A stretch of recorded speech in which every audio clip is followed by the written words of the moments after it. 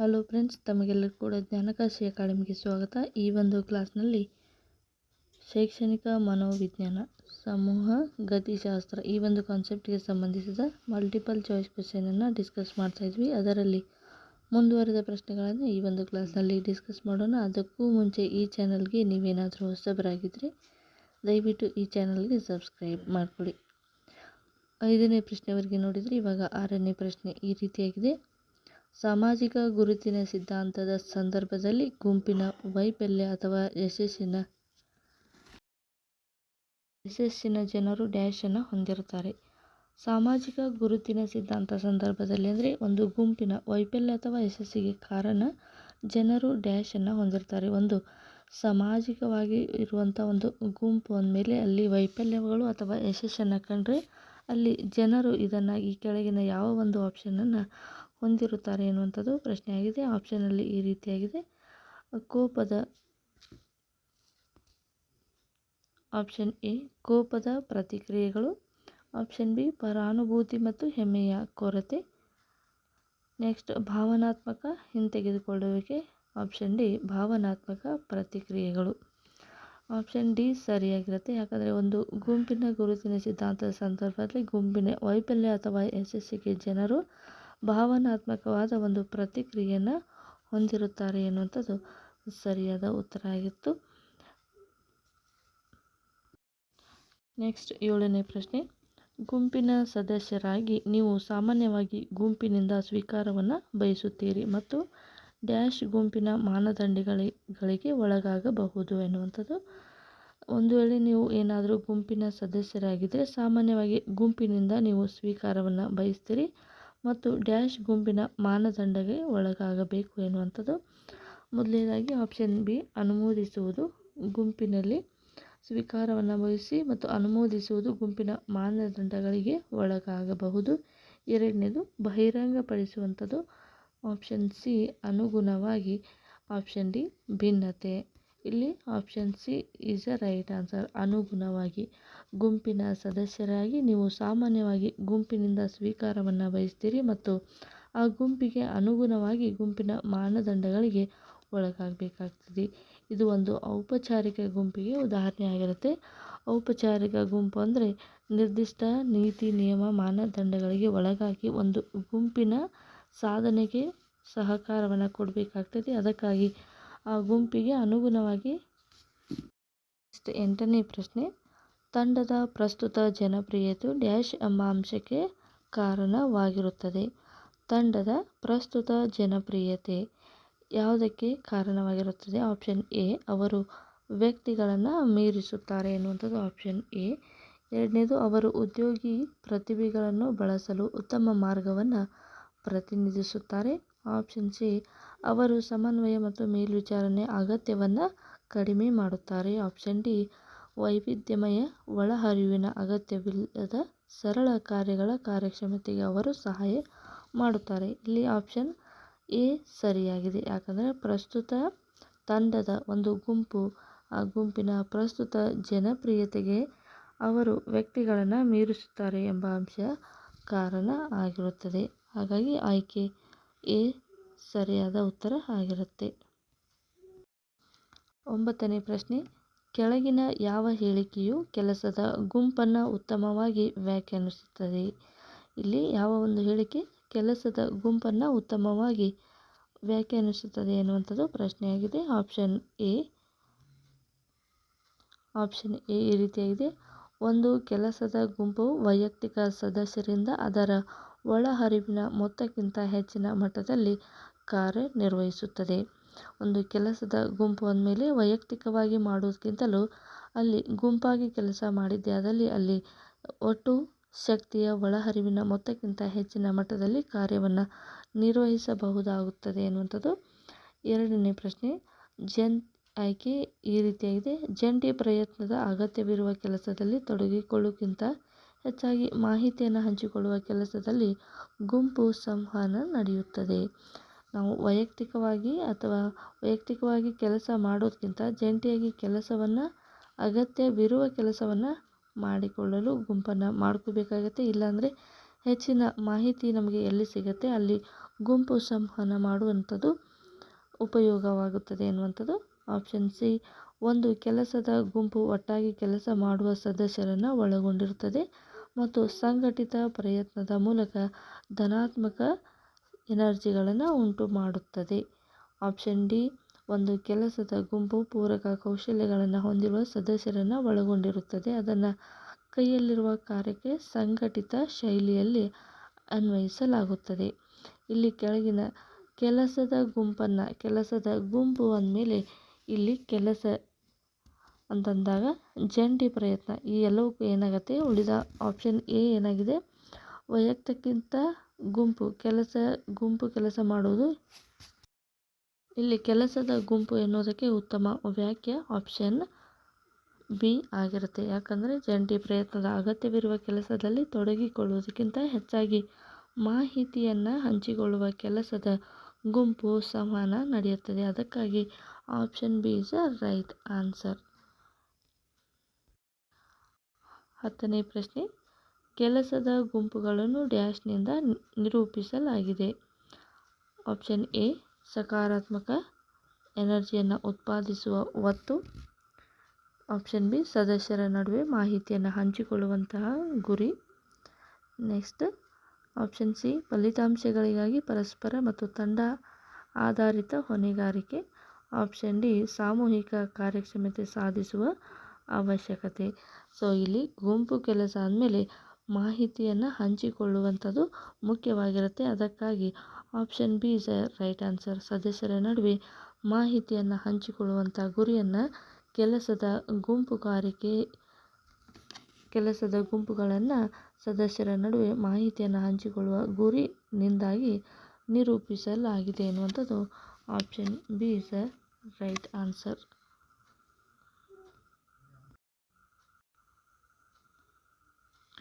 11ನೇ ಪ್ರಶ್ನೆ, ಕೆಲಸದ ಗುಂಪಿನ ಪ್ರಾಥಮಿಕ ಉದ್ದೇಶ ಏನು ಅಂತ ಪ್ರಶ್ನೆ ಇದೆ. ಸಕಾರಾತ್ಮಕ ಎನರ್ಜಿಯನ್ನು ಸೃಷ್ಟಿಸಲು. ಆಪ್ಷನ್ ಬಿ, ಸಾಮೂಹಿಕ ಕಾರ್ಯಕ್ಷಮತೆಯನ್ನು ಸುಧಾರಿಸಲು.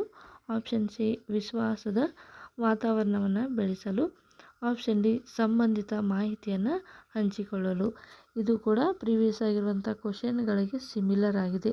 ಸೊ ಗುಂಪು ಕೆಲಸ ಅಂದಮೇಲೆ ಇಲ್ಲಿ ಸಂಬಂಧಿತ ಮಾಹಿತಿಯನ್ನು ಹಂಚಿಕೊಳ್ಳುವುದು ಎನ್ನುವಂಥದ್ದು ಇಲ್ಲಿ ಮುಖ್ಯವಾಗಿ ಕಾಣಿಸುತ್ತೆ. ಅದಕ್ಕಾಗಿ option D is right answer.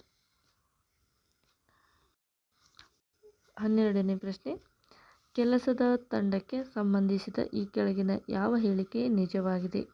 Option A, ಇದು ಸಂಸ್ಥೆಗಳಲ್ಲಿ ಕೆಲಸದ ತಂಡಗಳನ್ನು ವಿರಳವಾಗಿ ಬಳಸಲಾಗುತ್ತದೆ. ಇದು ಕೆಲಸದ ತಂಡಕ್ಕೆ ಸಂಬಂಧಿಸಿದ ಹೇಳಿಕೆ ಅಂತ ಕೇಳ್ತಾ ಇದ್ದಾರೆ. ಸರಿಯಾದ ಉತ್ತರವನ್ನು ಕೇಳ್ತಾ ಇದ್ದಾರೆ.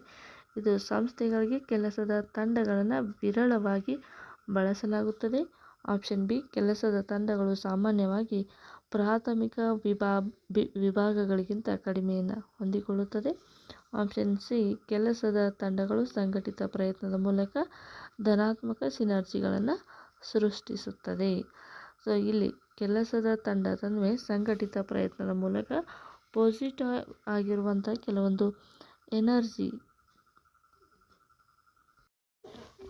ಗುಂಪು ತಂಡಗಳು ಅಥವಾ ಕೆಲಸದ ಗುಂಪು ಅಂದಮೇಲೆ ಸೂಕ್ತವಾದ ಒಂದು ಸಂಘಟನೆಯನ್ನು ಮಾಡಿ ಆ ಒಂದು ಸಂಘಟನೆಗೆ ತಕ್ಕಂತೆ ಪ್ರಯತ್ನವನ್ನು ಮಾಡಿ ಸಕಾರಾತ್ಮಕವಾಗಿ ಇಲ್ಲಿ ಸಂವಹನ ಮಾಡಿ ಪಾಸಿಟಿವ್ ಆಗಿರುವಂಥ ಕೆಲವೊಂದು ಗುರಿಗಳನ್ನು ಇಲ್ಲಿ ಸೃಷ್ಟಿಸುವಂಥದ್ದು.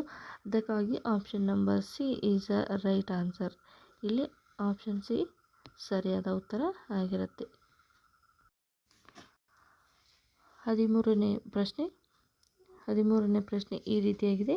ಮುಖಾಮುಖಿಯಾಗಿ ಸಂವಹನ ನಡೆಸುವ ತಂಡಗಳಿಗೆ ಹೋಲಿಸಿದರೆ ವರ್ಚುವಲ್ ತಂಡಗಳನ್ನು ಡ್ಯಾಶ್ನಿಂದ ನಿರೂಪಿಸಲಾಗಿದೆ. ವರ್ಚುವಲ್ ಅಂದರೆ ಔಪಚಾರಿಕ ತಂಡಗಳು, ಇದರಿಂದ ನಿರೂಪಿಸಲಾಗಿದೆ. ಮುಖಾಮುಖಿ ಸಂವಹನ ಅಂದರೆ ಇಲ್ಲಿ ಮುಖಾಮುಖಿ ಸಂವಹನ ಎಲ್ಲಿ ನಡೆಯುತ್ತೆ ಅಂದರೆ ಶೈಕ್ಷಣಿಕ ಮನೋವಿಜ್ಞಾನಕ್ಕೆ ಸಂಬಂಧಿಸಿದಾಗೆ ಮುಖಾಮುಖಿ ಸಂವಹನ ಎನ್ನುವಂಥದ್ದು ಶಾಲೆಗಳಲ್ಲಿ ನಡೆಯುತ್ತೆ. ಯಾಕಂದರೆ ಶಿಕ್ಷಕ ಮತ್ತು ವಿದ್ಯಾರ್ಥಿಗಳ ನಡುವೆ ಮುಖಾಮುಖಿ ಸಂವಹನ ಏರ್ಪಡುತ್ತೆ. ಇದಕ್ಕೆ ನಾವು ಪ್ರಾಥಮಿಕವಾದ ಒಂದು ಸಂವಹನ ಅಂತ ಹೇಳಿ ಕರಿತೀವಿ. ಸೊ ಕಂಪನಿಗಳಲ್ಲಿ ಕಡಿಮೆ ಜನಪ್ರಿಯತೆ ಇರುತ್ತದೆ ಎನ್ನುವಂಥ ಆಪ್ಷನ್ ಎ ಆಗಿದೆ. ಆಪ್ಷನ್ ಬಿ, ಸಂವಹನ ನಡೆಸಲು ಕಂಪ್ಯೂಟರ್ಗಳ ಬಳಕೆ ಇದೆ ಅಂತ. ಆಪ್ಷನ್ ಸಿ ಅನನ್ಯ ಮಾಹಿತಿ ಕಡಿಮೆ ಹಂಚಿಕೆ ಎನ್ನುವಂಥದ್ದು. ಆಪ್ಷನ್ ಡಿ ಮೇಲ್ವಿಚಾರಣೆ ಕಡಿಮೆ ಅಗತ್ಯ. ಇಲ್ಲಿ ಆಪ್ಷನ್ ಬಿ ಎನ್ನುವಂಥದ್ದು ಸರಿಯಾದ ಉತ್ತರ. ಯಾಕಂದರೆ ಸಂವಹನ ನಡೆಸಲು ಕಂಪ್ಯೂಟರ್ ಬಳಕೆ ಇದೆ. ಇಲ್ಲಿ ಮುಖಾಮುಖಿ ಸಂವಹನ ನಡೆಸಲು ತಂಡಗಳಿಗೆ ಹೋಲಿಸಿದರೆ ವರ್ಚುವಲ್ ತಂಡಗಳಿಂದ ನಿರೂಪಿಸಲಾಗಿದೆ ಎನ್ನುವಂಥದ್ದು. ವರ್ಚುವಲ್ ಮುಖಾಮುಖಿ ಅಂದರೆ ಪ್ರಾಥಮಿಕವಾಗಿ ಸಂವಹನ ನಡೆಸುವಂಥದ್ದು. ಔಪಚಾರಿಕವಂದರೆ ಒಂದು ನೀತಿ ನಿಯಮ ಕಟ್ಟುಪಾಡುಗಳನ್ನು ಹಾಕಿಕೊಂಡು ಇಲ್ಲಿ ನಡೆಸುವಂಥ ಒಂದು ಸಂವಹನಕ್ಕೆ ನಾವು ವರ್ಚುವಲ್ ಅಥವಾ ಔಪಚಾರಿಕ ತಂಡ ಅಂತ ಕರಿತೀವಿ. ಔಪಚಾರಿಕ ತಂಡ ಅಂದರೆ ಇಲ್ಲಿ ಸಂವಹನ ನಡೆಸಲು ಕಂಪ್ಯೂಟರ್ಗಳ ಬಳಕೆ ಆಗುವುದರಿಂದ ಇಲ್ಲಿ ಏನಾಗುತ್ತೆ ಅಂದರೆ ಇದು ಮುಖಾಮುಖಿ ಸಂವಹನಕ್ಕಿಂತ ವರ್ಚುವಲ್ ಆಗಿ ನಡೆಯುವಂಥದ್ದು ಕಂಪ್ಯೂಟರ್ಗಳ ಬಳಕೆಯಿಂದ ಅಂತ ಇಲ್ಲಿ ನಾವು ನಿರೂಪಿಸಬಹುದು. ಅದಕ್ಕಾಗಿ option B is the right answer. 14ನೇ ಪ್ರಶ್ನೆ. 14ನೇ ಪ್ರಶ್ನೆ ಈ ರೀತಿಯಾಗಿದೆ. ಪರಿಣಾಮಕಾರಿ ತಂಡಗಳು ತಮ್ಮ ಸಾಮಾನ್ಯ ಉದ್ದೇಶಗಳನ್ನು ಡ್ಯಾಶ್ ಗುರಿಗಳಾಗಿ ಭಾಷಾಂತರಿಸುತ್ತವೆ. ಆಪ್ಷನ್ ಎ ಸಾರ್ವತ್ರಿಕ, option B generic, option C ವಿಶಾಲ, ಆಪ್ಷನ್ ಡಿ ನಿರ್ದಿಷ್ಟ. ಇಲ್ಲಿ ಆಪ್ಷನ್ ಡಿ ಇಸ್ ಸರಿಯಾದ ಉತ್ತರ. ಯಾಕಂದರೆ ಪರಿಣಾಮಕಾರಿ ತಂಡಗಳು ಎಫೆಕ್ಟಿವ್ ಟೀಮ್ ಅಂದರೆ ಅದು ಸಾಮಾನ್ಯವಾಗಿ ನಿರ್ದಿಷ್ಟವಾದ ಗುರಿಗಳನ್ನು ಭಾಷಾಂತರಿಸುತ್ತವೆ. ಇಲ್ಲಿ ಯಾವುದಾದ್ರೂ ಒಂದು ಪರಿಣಾಮಕಾರಿ ಇರುವಂಥ ತಂಡ ಆಗಿದ್ದರೆ ಅದರ ಉದ್ದೇಶಪೂರ್ವಕವಾಗಿ ಕೆಲವೊಂದು ಗುರಿಗಳನ್ನು ಹಾಕಿಕೊಂಡು ಆ ನಿರ್ದಿಷ್ಟ ಗುರಿಗಳನ್ನು ಭಾಷಾಂತರಿಸಲು ಈ ಒಂದು ಪರಿಣಾಮಕಾರಿ ತಂಡಗಳು ಏನು ಮಾಡ್ತವೆ ಅಂದರೆ ಶ್ರಮವನ್ನು ವಹಿಸ್ತವೆ. ಅದಕ್ಕಾಗಿ ಆಪ್ಷನ್ ಡಿ ಇಲ್ಲಿ ಸರಿಯಾದ ಉತ್ತರ. 15ನೇ ಪ್ರಶ್ನೆ. ಸಂವಹನಕ್ಕೆ ಸಂಬಂಧಿಸಿದಂತೆ ಈ ಕೆಳಗಿನ ಯಾವ ಹೇಳಿಕೆ ನಿಜವಾಗಿದೆ ಎನ್ನುವಂಥದ್ದು. ಸಂವಹನಕ್ಕೆ ಸಂಬಂಧಿಸಿದ ಹಾಗೆ ಈ ಕೆಳಗಿನ ಯಾವ ಹೇಳಿಕೆ ನಿಜವಾಗಿದೆ. ಆಪ್ಷನ್ ಎ ಈ ರೀತಿಯಾಗಿದೆ. ಆಪ್ಷನ್ ಎ ಸಂಸ್ಥೆಯಲ್ಲಿ ಉದ್ಯೋಗಿಗಳನ್ನು ಪ್ರೇರೇಪಿಸಲು ಮತ್ತು ನಿಯಂತ್ರಿಸಲು ಸಂವಹನವನ್ನು ಬಳಸಲಾಗುವುದು.